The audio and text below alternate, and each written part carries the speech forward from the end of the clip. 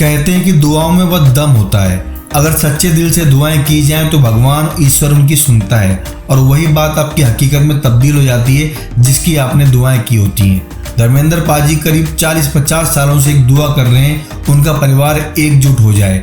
जो परिवार सगे सौतेलों के बीच में एक फ्रेम के साथ बटा हुआ है वो एक फ्रेम में आ जाए, ये सनी पाजी धर्मेंद्र के लिए बहुत बड़ी दुआ थी और अब जाकर गदर 2 के मौके पर लगता है उनकी दुआ कबूल होती नजर आ रही है। परिवार धीरे धीरे करीब आ रहा है। हालांकि सुगबुगाहट तो सनी देओल के बेटे करण देओल की मैरिज के दौरान हो चुकी थी, जब ईशा देओल ने करण को मैरिज के लिए कॉन्ग्रेचुलेट किया था, जबकि उनको नहीं बुलाया गया था।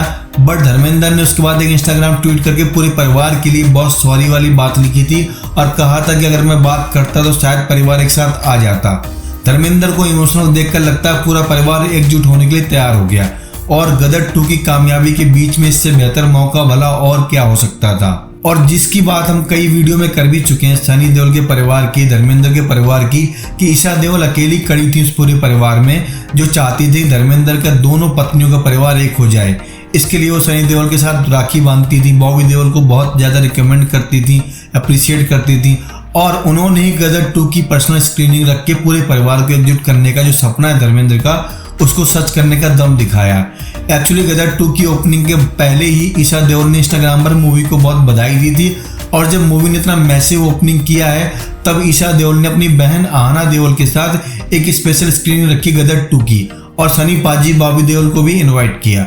ये बहुत पहली बार एक फ्रेम में ऐसा देखने को आया है जहाँ पर ईशा, आहना, सनी, बॉबी एक साथ हैं, वरना दोनों की मैरिज हुई थी जब ईशा और आहना की, तभी दोनों बंदे मौजूद नहीं थे। लेकिन गदर 2 की कामयाबी में सनी देओल की जो खुशी थी वो देखते बन रही थी और लग रहा था परिवार ने एक कदम आगे बढ़ा दिया है क्लोज होने का।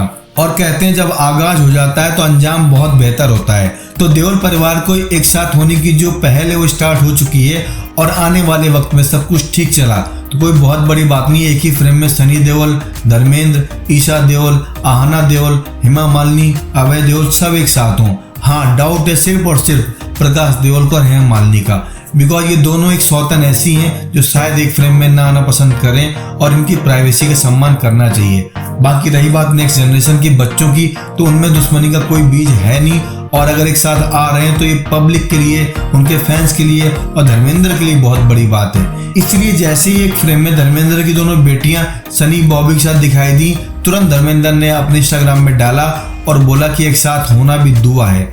बहरहाल धर्मेंद्र की दुआ रंग लाई है और इस उम्र में उनको वो देखने को मिल रहा है जिसका सपना वो कई सालों से देख रहे हैं। उम्मीद करते हैं ये परिवार आगे इसी तरह एकजुट होकर रहेगा और गदर जैसी हैप्पी न्यूज इनके परिवार में आती रहेंगी।